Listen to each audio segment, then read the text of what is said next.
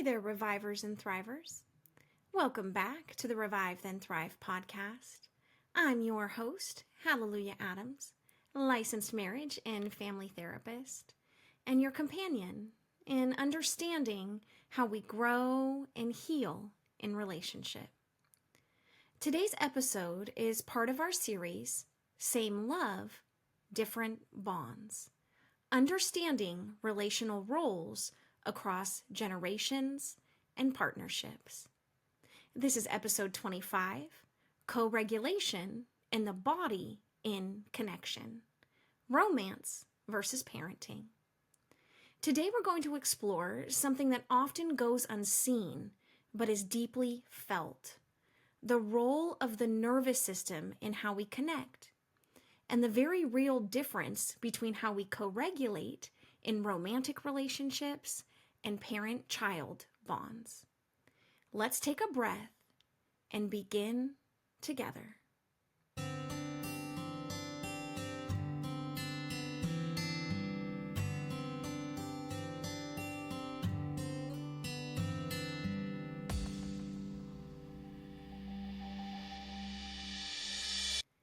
Co-regulation is the way our bodies and brains sync up with others to create a sense of calm, safety, and presence. From a somatic experiencing lens, it's limbic resonance, our nervous systems tuning into each other. In EFT, we call it emotional attunement. The Gottmans describe it in terms of emotional bids and turning toward. Whether it's a baby calming to their parent's voice, or a couple relaxing into each other's arms after a long day, co-regulation is the heartbeat of connection.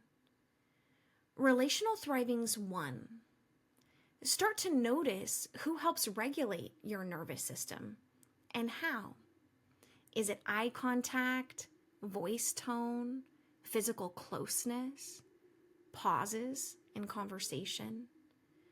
When we understand our nervous system cues, we can better advocate for what we need.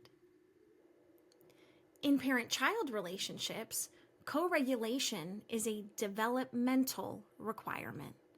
The child does not yet have the capacity to regulate alone. They borrow the parent's calm. In romantic relationships, co-regulation should be mutual. Each partner has the capacity to offer regulation and receive regulation.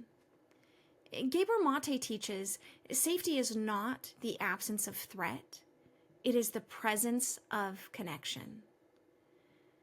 But here's where trauma can complicate things. A parent may expect a child to meet their emotional needs.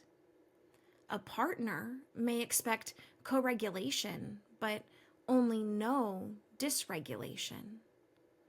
A trauma-informed awareness means asking, is this person regulated enough to help me regulate? Are we in a feedback loop of stress or safety? In romantic love, co-regulation looks like soothing each other during conflict, staying emotionally accessible, and knowing each other's triggers and comforts. In parenting, co-regulation means staying calm when the child cannot, offering consistent presence, and modeling emotional regulation. Brené Brown reminds us, connection is the energy that exists between people when they feel seen, heard, and valued. But dysregulation interrupts this. In couples and partners, it might look like criticism, stonewalling, or emotional flooding. In parenting, it might look like yelling, avoidance, or parentifying the child. Relational Thriving's 2. Create a personal regulation toolkit, a list of body-based relational and cognitive strategies that help you return to calm. Then invite your partner or child into co-regulation practices when appropriate. This might include breathing together, taking a pause and reconnecting later, using grounding touch like a hand on the heart or back, naming the need. I need closeness. Can you stay with me? Or let's take 5 and come back. One of the biggest wounds in relational systems is expecting a child to co-regulate the adult, or treating a partner as though they should always be the regulator. In trauma systems, roles often reverse. The child becomes the emotional caretaker. The partner becomes the emotional container for a lifetime of unmet need. That's why clarity matters. Relational Thriving's 3. Know your part in co-regulating. In parent-child relationships, the emotional responsibility is not shared. The adult is the regulator, the anchor. The child is learning through your nervous system, your tone, body cues, presence. Ask yourself, am I asking my child to meet a need I should be resourcing elsewhere? Is my child sensing my distress and adapting to comfort me? What can I do right now to become their safe haven rather than expecting them to be mine? This doesn't mean you have to be perfect, but it does mean we pause when we feel the pull to lean on our child emotionally. Children may offer comfort, but they should never carry the weight. As Gabor Mate says, children will sacrifice their authenticity to preserve the attachment. We want to create space where they don't have to. In romantic relationships, co-regulation is mutual, but not always equal in the moment. Partners can and should help regulate each other, but only if it's done with awareness, consent, and capacity. Ask yourself, am I asking for comfort, or am I unconsciously demanding rescue? Am I resourced enough to offer presence, or do I need to name my limit with care? Are we both tuned into our capacity today, or are we pushing past our emotional bandwidth?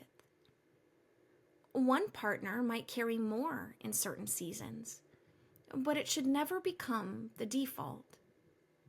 In EFT, this is where patterns like pursue, withdraw, or overfunction, underfunction often form. The more one partner becomes the regulator, the more the relationship tips into imbalance. The heart of the message today is the nature of the relationship defines the responsibility. In parenting, the adult leads co-regulation. In romantic love, we co-create it gently, honestly, and with mutual respect for each other's nervous systems. So as we close today, I'll leave you with this gentle reminder. Our bodies know safety. They also know threat, and they're constantly scanning our relationships for cues.